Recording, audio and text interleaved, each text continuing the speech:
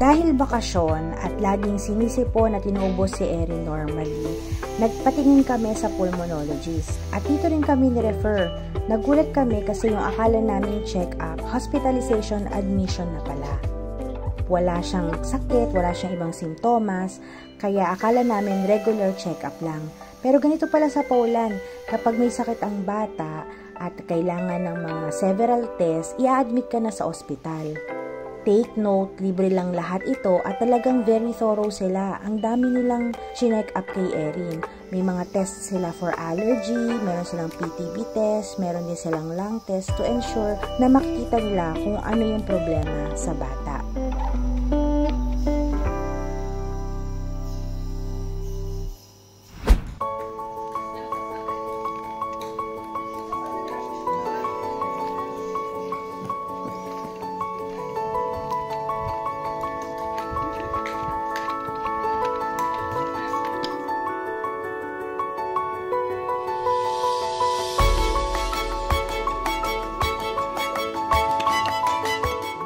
Tingnan nyo naman ang hospital na ito, parang private na sa atin.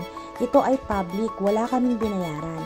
Libre lahat yung pagkain ni Erin, mababait ang mga nurse, ang staff. At ang lugar, para kang nasa retreat house, nasa forest, madaming playground, maraming activities for kids. At saan ka pa, may school din si Erin dito. Kaya nga sabi niya, I would want to stay for the whole summer. We have bubbles.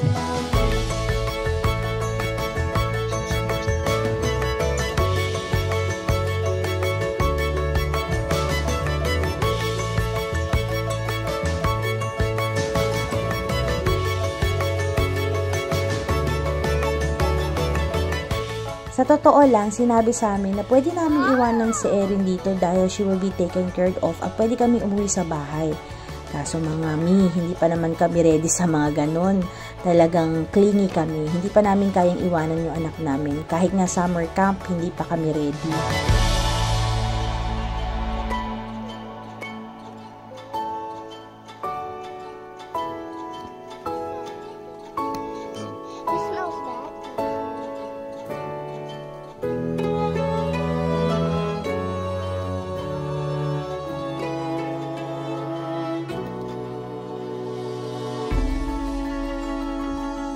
Of course, we're very thankful na wala ring sakit si Erin. Ayan, nakita nyo naman, sobrang enjoy yung anak ko. Marami pa kami ditong ginawa na hindi namin na-videohan kasi may mga parte na bawal videohan for privacy.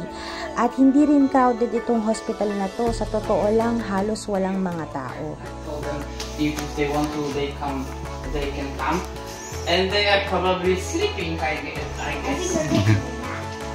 Yes. Maybe just taking them out, not sleeping for the whole day.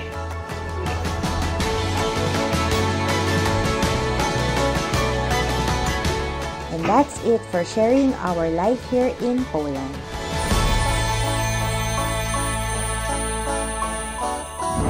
COB, Channel of Blessing Corporation, SP Zoo.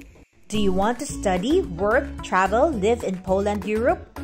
There's no age limit, no IELTS, no medical, and you can be a temporary resident in one of the countries with the lowest cost of living in Europe. Plus, you can get high standard of education and quality of life. And you can travel to all 27 European nations visa-free.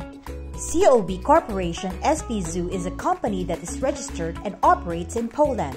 Inquire now! We hope to see you here in Poland. Dziękuję, do widzenia!